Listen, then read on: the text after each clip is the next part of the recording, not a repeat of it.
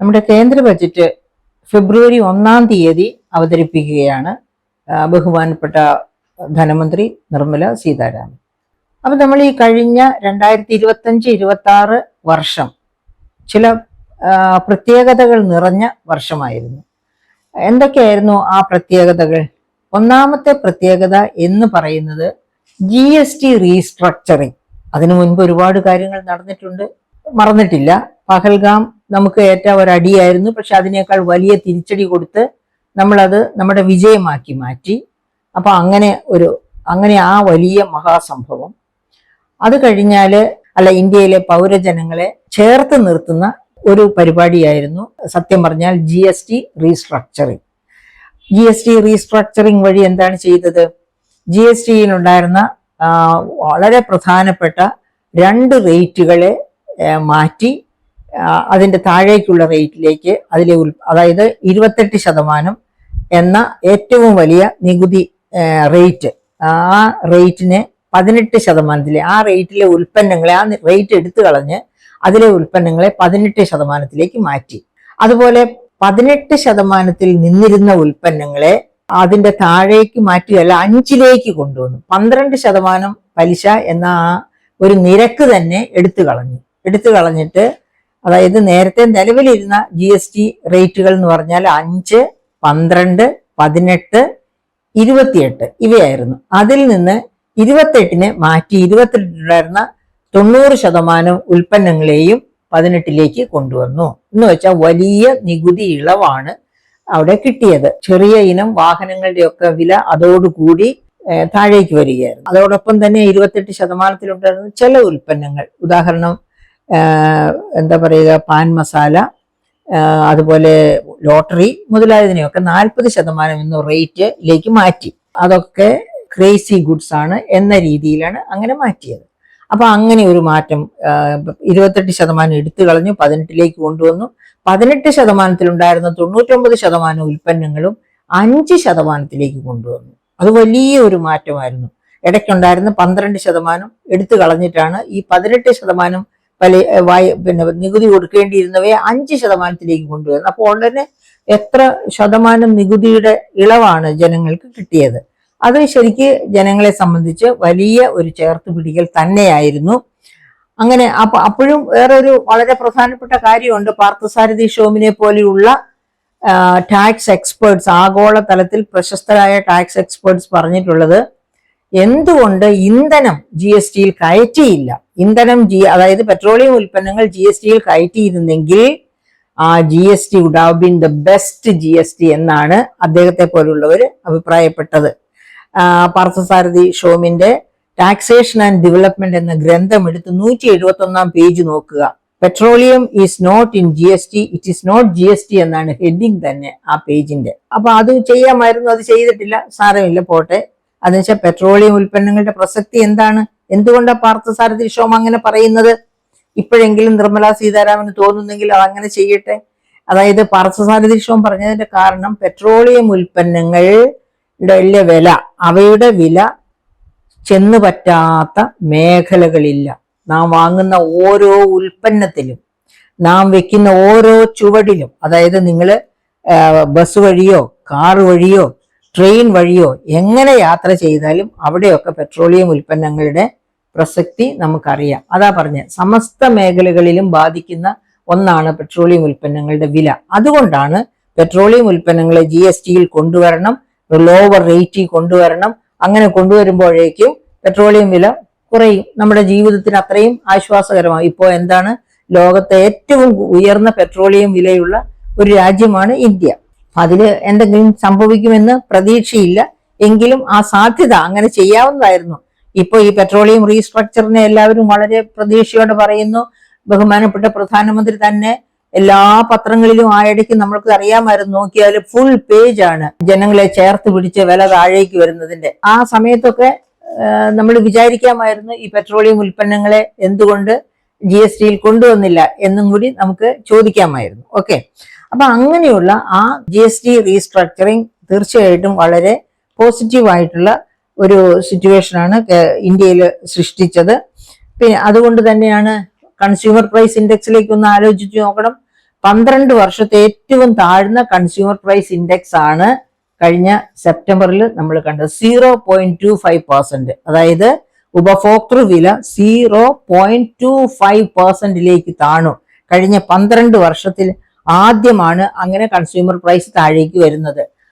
അതിപ്പോ 0.83 ഒക്കെ ആയിട്ട് ഉയർന്നിട്ടുണ്ട്. എങ്കിലും അങ്ങനെ കൺസ്യൂമർ പ്രൈസ് ഇൻഡെക്സ് താഴാൻ കാരണം എന്ന് വെച്ചാൽ ഉപഭോക്തൃ വിലകൾ താണു. ഉപഭോക്തൃ വിലകൾ താണാൽ എത്ര പാവപ്പെട്ടവർക്കും കൂടുതൽ സാധന സേവനങ്ങൾ വാങ്ങിക്കാൻ പറ്റും എന്നുള്ളത് കൊണ്ടാണ് ഉപഭോക്തൃ വിലകൾ താഴുന്നതിനെ ആശ്വാസകരമായിട്ട് എല്ലാവരും കാണുന്നത്. പക്ഷെ അവിടെ ഒരു പ്രശ്നമുണ്ട്.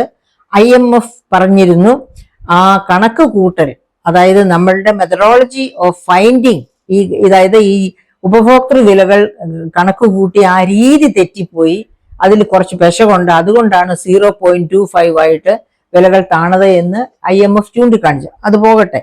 അപ്പൊ അങ്ങനെ കൺസ്യൂമർ പ്രൈസ് ഇൻഡെക്സ് 0.25 ആണ്. അങ്ങനെ ചില നല്ല കാര്യങ്ങൾ ഉണ്ടായി എന്നുള്ളത് ശരി തന്നെയാണ്. ഇനി അതുപോലെ നമുക്ക് വേറെ ചില കാര്യങ്ങളിലേക്ക് പോവുകയാണെങ്കിൽ, ട്രേഡ് ഈ വർഷം ഉണ്ടായ നല്ല കാര്യങ്ങളിലേക്ക് നോക്കുകയാണെങ്കിൽ ട്രേഡ് ഡീൽസ് നമുക്ക് നോക്കാം. ജൂലൈ 2025 UK-യുമായിട്ടുള്ള കോംപ്രഹെൻസീവ് ഇക്കണോമിക് ആൻഡ് ട്രേഡ് അഗ്രിമെന്റിൽ സൈൻ ചെയ്യുന്ന ഇന്ത്യ. അതുവഴിയായിട്ട് ടാരിഫ് ഫ്രീ ആയിട്ട് എന്ത് ഉൽപ്പന്നവും UK-യിലേക്ക് കയറ്റുമതി ചെയ്യാനും UK-യിൽ നിന്ന് ഇറക്കുമതി ചെയ്യാനുമുള്ള സാധ്യത തുറന്നു തന്ന ഒരു എഗ്രിമെന്റ് ആണ് UK-യുമായിട്ട് സൈൻ ചെയ്ത comprehensive economic and trade agreement. അതായത് അത് ഡ്യൂട്ടി ഫ്രീ ആയി എന്ന് മാത്രമല്ല, UK-യിലേക്കുള്ള നമ്മുടെ കയറ്റുമതികൾ നമ്മുടെ ജോബ് സീക്കേഴ്സ്, അതായത് ഇവിടെ നിന്ന് വിദ്യ നേടി തൊഴിൽ നേടി UK-യിലേക്ക് പോകുന്നവർക്ക് ഒരുപാട് സൗജന്യങ്ങളും കൂടി ആ എഗ്രിമെന്റ് വഴിയായിട്ട് സാധ്യമായി. അത് തീർച്ചയായിട്ടും അവിടെ പോയി ഉദ്യോഗം സ്വീകരിക്കുന്നവർക്ക് മാത്രമല്ല, ബിസിനസ് തുടങ്ങുന്നവർക്ക് അവർക്കും ചില ആനുകൂല്യങ്ങളൊക്കെ ലഭ്യമാക്കി കൊടുക്കുന്ന എഗ്രിമെന്റ് ആയിരുന്നു അത്. അതുപോലെ തന്നെ ഒന്നായിരുന്നു the trade and economic partnership agreement between India and the European Free Trade Association. അതായത് ഇന്ത്യയും European Free Trade European Union മുഴുവനുമില്ല, യൂറോപ്യൻ ഫ്രീ ട്രേഡ് അസോസിയേഷനിലുള്ള രാജ്യങ്ങള് സ്വിറ്റ്സർലൻഡ്, നോർവേ, ഐസ്ലാൻഡ്, ലിച്ചൻസ്റ്റെയിൻ, ഈ രാജ്യങ്ങളാണ് ഈ പറയപ്പെട്ട എഗ്രിമെന്റിലുള്ളത്, അതായത് ഫ്രീ ട്രേഡ് അസോസിയേഷനിലുള്ളത്. ആ ഫ്രീ ട്രേഡ് അസോസിയേഷനിലും ആയിട്ടും ഒരു എഗ്രിമെന്റിലെത്തി എന്ന് മാത്രമല്ല, അടുത്ത 15 വർഷത്തിനകം ഇന്ത്യയില് $100 ബില്യൺ ഇൻവെസ്റ്റ്മെന്റ് ഇന്ത്യയിൽ നടത്തും എന്നും കൂടി ഈ എഗ്രിമെന്റിന്റെ ഫലമായിട്ടുണ്ടായി. അതേ സമയത്ത് തന്നെ പിന്നെ അതുപോലെ ഒമാനുമായിട്ട് ഒക്കെ പല എഗ്രിമെന്റും നമ്മൾ ഇപ്പൊ അതേ സമയത്ത് നമുക്ക് ഉണ്ടായ ഏറ്റവും വലിയ തിരിച്ചടി, ഈ വർഷം ഉണ്ടായ ഏറ്റവും വലിയ തിരിച്ചടി എന്ന് പറയുന്നത് ട്രംപ് വഴിയായിട്ടുണ്ടായ തിരിച്ചടിയാണ്. ആ തിരിച്ചടി എത്ര വലിയ തിരിച്ചടി ആയിരുന്നു എന്നുള്ളത് നമ്മളിപ്പോൾ അനുഭവിച്ചുകൊണ്ടിരിക്കുകയാണ്. അതായത് ട്രംപ് US പ്രസിഡന്റായിട്ട് ജാനുവരിയിൽ വരുന്നു. ഫെബ്രുവരിയിൽ തൊട്ടേ ലിബറേഷൻ ഡേ തൊട്ടേ ഒരു താരിഫ് വാർ അദ്ദേഹം തുടങ്ങുകയാണ്. താരിഫ് വാറിന് തിരികൊളുത്തി. ആ താരിഫ് വാർ അതിനു മുമ്പായിട്ട് ട്രേഡ് എഗ്രിമെന്റ് ഇന്ത്യയുമായിട്ട് ഉണ്ടാകും എന്നൊക്കെ വിചാരിച്ചു. പക്ഷെ ആ താരിഫ് വാറിൽ ആദ്യം 26% നികുതി ചെലുത്തി.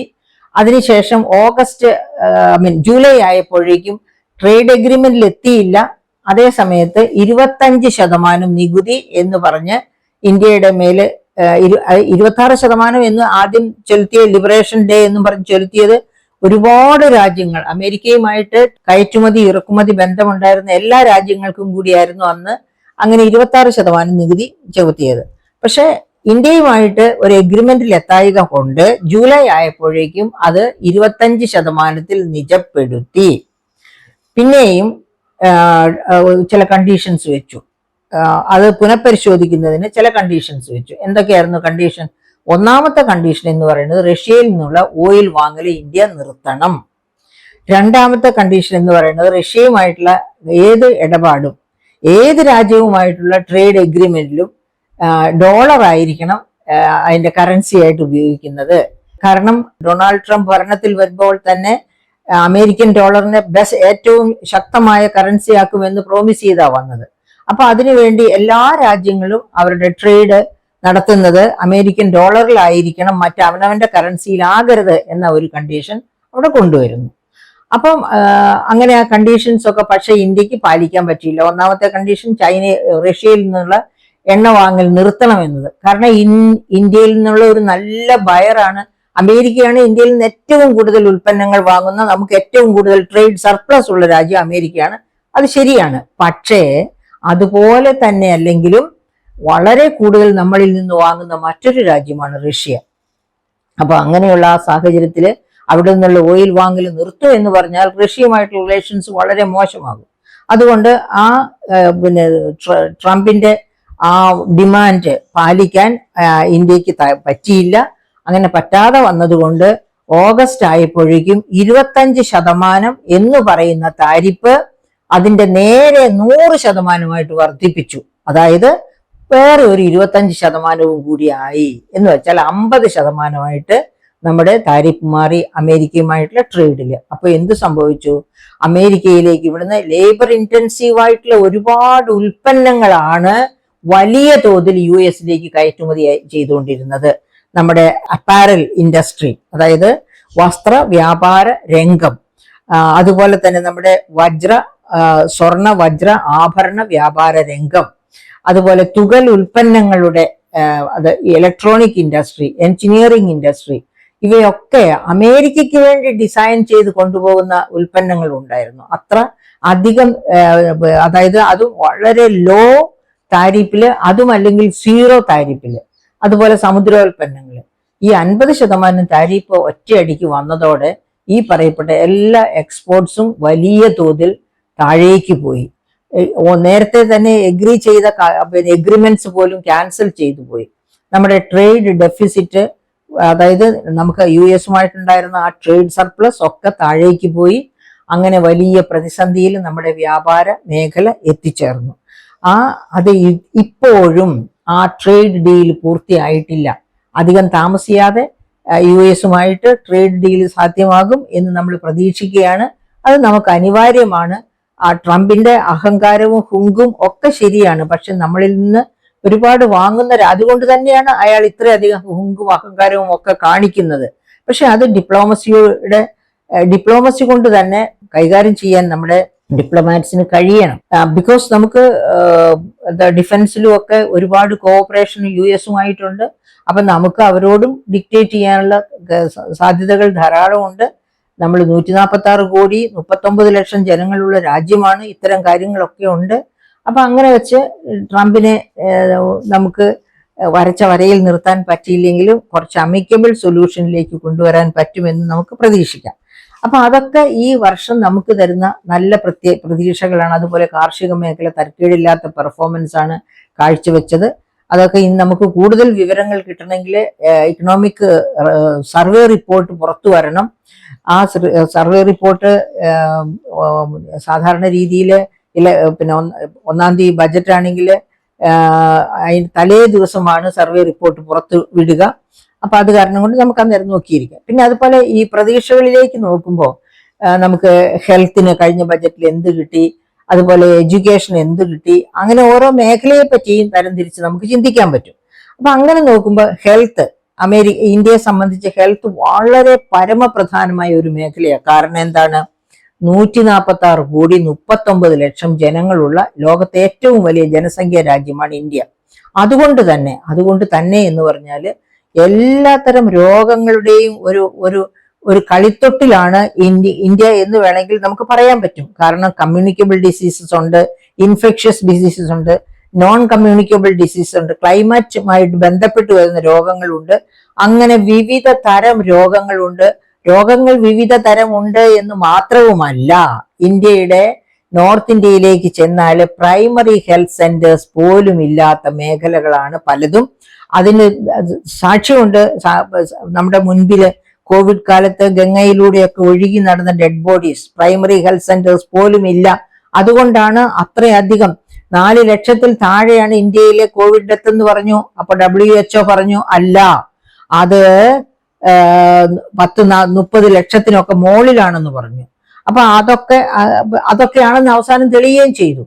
ഓക്കെ, അങ്ങനെയുള്ള ഒരു സംസ്ഥാനത്ത്, ഒരു രാജ്യത്ത് 2017 BJP ഗവൺമെന്റ് തന്നെ കൊണ്ടുവന്ന ആരോഗ്യ നയം, national health policy, health for all, ആ ഹെൽത്ത് പോളിസിയിൽ പറയുന്നത് GDPയുടെ 2% ആരോഗ്യ മേഖലയ്ക്ക് വേണ്ടി മാറ്റിവെക്കണം എന്നാണ്. നമുക്കൊന്ന് നോക്കാം ആരോഗ്യ മേഖലയ്ക്ക് വേണ്ടി എത്ര കാഴ്ചവെച്ചിട്ടുണ്ടെന്ന്. അതായത് 98,311 കോടിയാണ് 2025-26 മാറ്റിവെച്ചിരുന്നത്. എന്താണ് ഈ 98,311 കോടി എന്ന് പറഞ്ഞാൽ? അത് GDPയുടെ എത്ര ശതമാനം വരൂ? അതറിയണമെങ്കിൽ GDP അറിയണം അല്ലേ? GDP പറയട്ടെ, ശ്രദ്ധിച്ചു കേട്ടോളുമോ? 3,56,97,923 കോടി. അതാണ് GDP. ആ GDPയുടെ എത്ര ശതമാനം വരും ഹെൽത്തിന് വേണ്ടി മാറ്റി വെച്ചിരിക്കുന്ന 98,311 കോടി? 0.27%. അതായത് 2% എന്ന് നിയമം പാസാക്കിയ കേന്ദ്ര ഗവൺമെന്റിന്റെ ബജറ്റിലാണ് 2%-ന് പകരം 0.27% ആണ് മാറ്റിവെച്ചിരിക്കുന്നത്. അപ്പൊ ഗവൺമെന്റ് ഏത് തരത്തിലാണ് ഇന്ത്യൻ ജനതയെ ചേർത്ത് പിടിക്കുന്നത് എന്നൊന്ന് ആലോചിക്കണ്ടേ? ഇത് നമ്മൾ തിരിച്ച് ഗവൺമെന്റിനോട് ചോദിക്കണ്ടേ? ഇങ്ങനെയാണോ ജനങ്ങളെ ചേർത്ത് പിടിക്കേണ്ടത്? ആരോഗ്യ ദൃഢഗാത്രരായി സംരക്ഷിക്കേണ്ടത്? ഹെൽത്ത് ഫോർ ഓൾ എന്ന് പറഞ്ഞാൽ ഈ തരത്തിലാണോ എന്ന് നമ്മൾ ചോദിക്കണം. നോക്കൂ, നമ്മുടെ ഫാർമസ്യൂട്ടിക്കൽ ഇൻഡസ്ട്രി വളരെ ഗ്രോ ചെയ്തിട്ടുള്ള ഇൻഡസ്ട്രിയാണ്. ധാരാളം വിദേശ രാജ്യങ്ങളിലേക്ക് പലതരം മരുന്നുകൾ, കോവിഡിന്റെ വാക്സിൻ തൊട്ടുള്ള എല്ലാം ഉൽപ്പാദിപ്പിച്ചു കൊടുക്കുന്നതാണ്. പക്ഷേ ഈ ഫാർമസ്യൂട്ടിക്കൽ ഇൻഡസ്ട്രിയിലും വലിയ തോതില് ക്രമക്കേടുകൾ നടക്കുന്ന കാലഘട്ടമാണ്. പല മരുന്നുകളും എന്താ പറയുക, ക്വാളിറ്റി ചെക്കപ്പ് ഇല്ലാതെ, അതായത് പല അവികസിത രാജ്യങ്ങളിലേക്ക് പോയ മരുന്നുകൾ വഴിയായിട്ട് കുട്ടികൾ മരിക്കുന്നു. അങ്ങനെയൊക്കെ വന്ന് മരുന്നുകൾ ബാൻ ചെയ്യുന്ന അവസ്ഥയൊക്കെ ഉണ്ട്. എന്ന് വെച്ചാൽ ആരോഗ്യ മേഖലയിൽ വേണ്ടത്ര നിയന്ത്രണങ്ങളോ ഒന്നും നടക്കുന്നില്ല. ആരോഗ്യ മേഖല വേണ്ട രീതിയിലല്ല വികസിച്ചു കൊണ്ടിരിക്കുന്നത്, മുന്നോട്ട് പോയിക്കൊണ്ടിരിക്കുന്നത്. അപ്പം അങ്ങനെയുള്ള ഒരു ആരോഗ്യ മേഖലയെ എങ്ങനെയാണ് നോക്കി കാണേണ്ടത്, എന്താണ് അടുത്ത ബജറ്റിൽ വരാനിരിക്കുന്നത് എന്ന് നമുക്ക് തീർച്ചയായിട്ടും ചിന്തിക്കേണ്ടതാണ്. അതുപോലെ നമുക്ക് നോക്കാം, ഈ ആരോഗ്യ മേഖലയെ പറ്റി പറയുമ്പോൾ തന്നെ ഇൻകം ഇൻഇക്വാളിറ്റിയുടെ കാര്യം, അതായത് വേൾഡ് ഇൻഇക്വാളിറ്റി ലാബ് 200ഓളം ശാസ്ത്രജ്ഞരാണ് ലോകത്തെമ്പാടുമുള്ള രാജ്യങ്ങളിൽ നിന്നുള്ള വളരെ പ്രശസ്തരായ ശാസ്ത്രജ്ഞർ ഇരുന്ന് പ്രവർത്തിക്കുന്ന ലാബാണ് വേൾഡ് ഇൻഇക്വാളിറ്റി ലാബ്. ആ ലാബിന്റെ ഈ 2025-26 കണ്ടുപിടുത്തം എന്താണെന്ന് അറിയണ്ടേ? എല്ലാ രാജ്യങ്ങളെ പറ്റിയും ഉണ്ട് കണ്ടുപിടുത്തം. നമ്മളെല്ലാം നോക്കണ്ട ഇന്ത്യയുടെ പറ്റിയുള്ളത്. ഇന്ത്യയുടെ നാഷണൽ ഇൻകത്തിന്റെ 40% 1% ഇന്ത്യക്കാരുടെ കരങ്ങളിലാണെന്ന്. 40% നാഷണൽ ദേശീയ വരുമാനത്തിന്റെ 40% 1% ഇന്ത്യക്കാരുടെ കയ്യിലാണ്. അതുപോലെ തന്നെ പറയുന്നു, അടിത്തട്ടിലുള്ള 50% ജനം, ഞാൻ നേരത്തെ പറഞ്ഞില്ലേ 146,39,00,000, അതിന്റെ അടിത്തട്ടിലുള്ള 50% ജനങ്ങൾ ആകെ ദേശീയ വരുമാനത്തിന്റെ 15% പങ്കിടുന്നത്. അത്ര ഇനിക്വാളിറ്റി, അസമത്വമുള്ള രാജ്യമാണ് ഇന്ത്യ. ഈ അസമത്വം ഇത്രയധികം ഒരു ഗ്രോ ചെയ്തുകൊണ്ടിരിക്കുന്ന രാജ്യത്താണ് ആരോഗ്യ മേഖലയിൽ അത്ര കുറവ്. കാരണം അങ്ങനെ ആയാൽ എന്ത് സംഭവിക്കും? പാവപ്പെട്ടവരാരും ഒരു ശുശ്രൂഷ കിട്ടാതെ, ഒരു ഡോക്ടറുടെ സഹായം കിട്ടാതെ രോഗത്തിനടിപ്പെട്ട് മരിക്കാനേ ഇവിടെ രക്ഷയുള്ളൂ. അതാണ്, ആ അവസ്ഥയാണ് ഇന്ത്യയിലുള്ളത്. കേരളം അതിനേക്കാളൊക്കെ എത്രയോ മെച്ചപ്പെട്ട സംസ്ഥാനമാണ്. അപ്പൊ ഇതൊക്കെ നമ്മൾ ഓർക്കണം. ഇനി അത് ഓർക്കുമ്പോൾ തന്നെ നമുക്ക് ഒന്നുകൂടെ നോക്കാം, എഡ്യൂക്കേഷൻ എന്താണ് മാറ്റിവെച്ചിരിക്കുന്നത് എന്ന് നോക്കാം. കഴിഞ്ഞ ബജറ്റില്, അപ്പൊ ഈ കഴിഞ്ഞ ബജറ്റിൽ കണ്ട ഈ ബജറ്റിന് എന്ത് പ്രയോജനം എന്ന് ചോദിച്ചാല്, കഴിഞ്ഞ ബജറ്റിലൊക്കെ കൊടുത്തിരിക്കുന്നത് പോലെയൊക്കെ തന്നെ ആയിരിക്കും ഈ ബജറ്റിലും വരാനിരിക്കുന്നത്. അതുകൊണ്ട് ഒരു ഏകദേശ രൂപം കിട്ടുക. പിന്നെ നമ്മളെപ്പോലുള്ളവർ ഇങ്ങനെ ഇത് റേസ് ചെയ്ത് കാര്യങ്ങൾ പുറത്തു പറയുമ്പോൾ ഒരു സ്വല്പം മാറ്റം ചിലപ്പോൾ വന്നെന്നും വരാം. കാരണം ഇങ്ങനെ പറയുമ്പോഴാണല്ലോ, ഇതൊരു വാണിംഗ് ആണല്ലോ. ആ വാണിംഗ് ശ്രദ്ധിക്കാതിരുന്നാൽ എന്ത് സംഭവിക്കുമെന്ന് ഒരു ഗവൺമെന്റിന് മനസ്സിലാക്കാം. അപ്പൊ അതുകൊണ്ടൊരു മാറ്റം വരുമെന്ന പ്രതീക്ഷ നമുക്കുണ്ടാകാം. അപ്പൊ എഡ്യൂക്കേഷന് വേണ്ടി മാറ്റി വെച്ചിരിക്കുന്നത് എത്രയാണ്? 1,28,650 കോടി. 1,28,650 അത് GDP എത്ര ശതമാനമാണ്? 0.36%. വലിയ കൂടുതലൊന്നുമില്ല, 0.36%. അപ്പോൾ നമ്മൾ ആലോചിച്ച് നോക്കണം, നമ്മൾ ഇവിടുന്ന് ഔട്ട് മൈഗ്രേഷൻ ഒരു വേൾഡ് എന്താ പറയുക, എന്തോന്ന് ഹബ്ബാക്കണം എന്ന് പറഞ്ഞായിരിക്കുന്നത്, കേപ്പബിലിറ്റി ഹബ്ബ്, വേൾഡ് കേപ്പബിലിറ്റി ഹബ്ബാക്കി ഇന്ത്യയെ മാറ്റണമെന്നാണ് ബഹുമാനപ്പെട്ട പ്രധാനമന്ത്രിയും ഒക്കെ പറയുന്നത്. എന്നിട്ടാണ് GDP 0.36% എഡ്യൂക്കേഷന് മാറ്റി വെച്ചിരിക്കുന്നത്. അപ്പോൾ ഞാനപ്പോൾ എപ്പോഴും ഓർക്കും, ആദ്യ ബജറ്റിൽ ബഹുമാനപ്പെട്ട പ്രധാനമന്ത്രി പറഞ്ഞത്, ആദ്യം 2014-15 ബജറ്റിൽ അദ്ദേഹം പറഞ്ഞു, ഞാൻ technology, training, trade, tourism, tradition, ഈ 5 Tയിൽ തുടങ്ങുന്ന വാക്കുകൾ കൊണ്ട് ഇന്ത്യയെ വികസിത ഭാരതമാക്കുമെന്ന് അങ്ങനെ പറഞ്ഞ ബഹുമാനപ്പെട്ട പ്രധാനമന്ത്രിയുടെ ഒരു ബജറ്റിലാണ് എന്ത് പറഞ്ഞിരിക്കുന്നത്, എന്ത് കൊടുത്തിരിക്കുന്നത്? 0.36% ഓഫ് GDP വിദ്യാഭ്യാസത്തിന് മാറ്റി വെച്ചിരിക്കുന്നത്. എന്ത് ട്രെയിനിങ്, എന്ത് ടെക്നോളജി! IITയിൽ നിന്ന് പുറത്തു വരുന്നവർ പോലും ഇപ്പോൾ തൊഴിൽരഹിതരാവുകയാണ്. കാരണം IITയുടെ സ്റ്റാൻഡേർഡ് പോലും അപ്ഡേറ്റ് ചെയ്യാനായിട്ട് കഴിയുന്നില്ല. അതുകൊണ്ടാണ് അങ്ങനെ സംഭവിക്കുന്നത്. അപ്പൊ ഇങ്ങനെയുള്ള ഈ ഒരു രാജ്യത്ത്, അതാ നമ്മൾ ഈ ഇന്ത്യയെ ഒന്ന് ചൈനയുമായിട്ട് താരതമ്യം ചെയ്ത് നോക്ക്. ചൈനയോട് കുശുമ്പ് കുത്തിയാൽ പോരാ, ചൈനയായിട്ടൊന്ന് താരതമ്യം ചെയ്യുക, അമേരിക്കയായിട്ടൊന്ന് താരതമ്യം ചെയ്യുക. ഈ 2 രാജ്യങ്ങളും, ചൈനയും അമേരിക്കയും, GDP 6% വിദ്യാഭ്യാസത്തിന് വേണ്ടി മാറ്റിവെക്കുന്നത്. ആ GDP എത്രയാണ് ചൈനയുടെ GDP? ചൈനയുടെ GDP തന്നെ $18 ട്രില്യൺ ആണ്. അമേരിക്കയുടെ GDP $33 ട്രില്യൺ ആണ്. 2-3 മാസം മുമ്പാണ്. ഇപ്പൊ അത് വീണ്ടും കൂടി കാണും. അപ്പൊ ഈ 33 നമ്മുടെ ഏതോ, നമ്മുടെ 4.1 ട്രില്യൺ. അപ്പൊ ഈ $4.1 ട്രില്യൺ 0.36 ആണ് എഡ്യൂക്കേഷന് വേണ്ടി മാറ്റിവെക്കുന്നത്. എത്ര പിച്ചയാണെന്നാല്, എത്ര മോശമാണെന്ന് ആലോചിച്ച് നോക്കണം. അതേ സമയത്ത് 18 ട്രില്യന്റെ 6%-ലധികം ചൈന, 33 ട്രില്യന്റെ 6%-ലധികം അമേരിക്ക. അവരുടെ ടെക്നോളജി എങ്ങനെയാണ്? ആ 2 രാജ്യങ്ങളും ടെക്നോളജിക്കൽ അഡ്വാൻസ്മെന്റില് ആരാദ്യം എന്ന രീതിയിൽ മത്സരിച്ചുകൊണ്ട് മുന്നേറുകയാണ്. അങ്ങനെ മത്സരിച്ചുകൊണ്ട് മുന്നേറാൻ പറ്റണമെങ്കിൽ എഡ്യൂക്കേഷനും അതുപോലെ ഇൻവെസ്റ്റ്മെന്റ് നടത്തിയിരിക്കണം. ഇവിടെ ഇത് മേരി ജോർജ് അല്ല പറയുന്നത്. കോത്താരി കമ്മീഷൻ തൊട്ട് നമ്മുടെ ഡോക്ടർ S രാധാകൃഷ്ണൻ തൊട്ടുള്ള ഇങ്ങോട്ടുള്ള മഹാരഥന്മാരെല്ലാം പറയുന്നതാണ്, വിദ്യാഭ്യാസത്തിന് 6% GDP മാറ്റിവെക്കണം. എങ്കിൽ മാത്രമേ ഇത്രയും വലിയ പോപ്പുലസ് ആയിട്ടുള്ള ഒരു രാജ്യത്ത് വിദ്യാഭ്യാസം വേണ്ട രീതിയിൽ വളരൂ എന്ന് പറയുന്നുണ്ട്. എന്നിട്ടാണ് ഇപ്പോൾ ഇത്രയും കുറഞ്ഞ ഒരു എമൗണ്ട് മാത്രം മാറ്റി വെച്ചിരിക്കുന്നത്. അപ്പൊ നമുക്ക് അടുത്ത ബജറ്റിൽ എന്ത് വരും എന്ന് ഇത് നോക്കിയാൽ നമുക്ക് പറയാൻ പറ്റില്ല. പിന്നെ അതുപോലെ ഇനി ക്യാപിറ്റൽ എക്സ്പെൻഡിച്ചർ എന്ന് പറയുമ്പോൾ 2 തരം ക്യാപിറ്റൽ എക്സ്പെൻഡിച്ചർ ഉണ്ട്. സോഷ്യൽ ക്യാപിറ്റൽ, എന്താണ് ഫിസിക്കൽ ക്യാപിറ്റൽ. അതിലെ സോഷ്യൽ ക്യാപിറ്റലിന്റെ കാര്യമാണ് എഡ്യൂക്കേഷനും ഹെൽത്തും നമ്മൾ പറഞ്ഞത്. പിന്നെ ഫിസിക്കൽ ക്യാപിറ്റൽ എന്ന് പറയുമ്പോൾ നമ്മുടെ ഹൈവേസ്, അതുപോലെ തന്നെ എന്താ പറയുക, എല്ലാത്തരം ഇൻഫ്രാസ്ട്രക്ചറും, റോഡ്സ്, അതുപോലെ റെയിൽസ്, എയർവേസ്, പോർട്സ്, ഇതെല്ലാം അതിനകത്ത് വരും. അപ്പൊ അതുപോലെ തന്നെ ഉള്ള എല്ലാത്തരം ഫിസിക്കൽ ഇൻഫ്രാസ്ട്രക്ചറും വ്യാവസായിക വളർച്ചയ്ക്കും കാർഷിക വളർച്ചയ്ക്കും എല്ലാം ആവശ്യമാണ് ഇത്തരമുള്ള ഫിസിക്കൽ ഇൻഫ്രാസ്ട്രക്ചറിന്റെ വളർച്ച. അപ്പോഴാണ് വ്യവസായ ഇടനാഴികൾ, ഇതൊക്കെ അതിൽ തന്നെയാണ് വരിക. അങ്ങനെയൊക്കെയുള്ള ഗ്രോത്ത് വളരെ അത്യാവശ്യമാണ്. ഫാസ്റ്റർ ഗ്രോത്ത് ആൻഡ് ഡെവലപ്മെന്റിന്, ജോബ് ഓപ്പർച്യൂണിറ്റീസ് വർദ്ധിക്കുന്നതിന്, അതുപോലെ GDP സത്വര വളർച്ചയ്ക്ക് ഒക്കെ ആവശ്യമാണ്.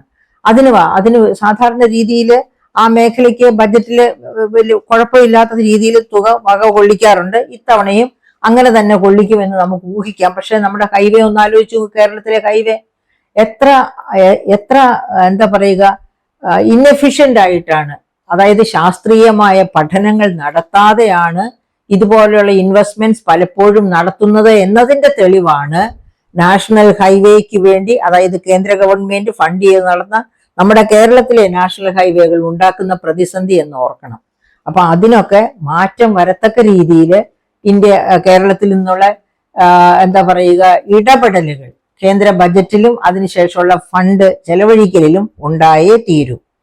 അപ്പൊ അങ്ങനെ കഴിഞ്ഞ പ്രാവശ്യത്തെ ബജറ്റില് ഇൻകം ടാക്സ് ഇളവുകൾ കൊടുത്തിരുന്നു. അപ്പോൾ ആ തരത്തിൽ താഴെ തട്ടിലുള്ള ഇൻകം ടാക്സ് പേയേഴ്സിന് ഒരുപാട് റിലീഫ് കഴിഞ്ഞ ബജറ്റിൽ ഉണ്ടായിരുന്നു.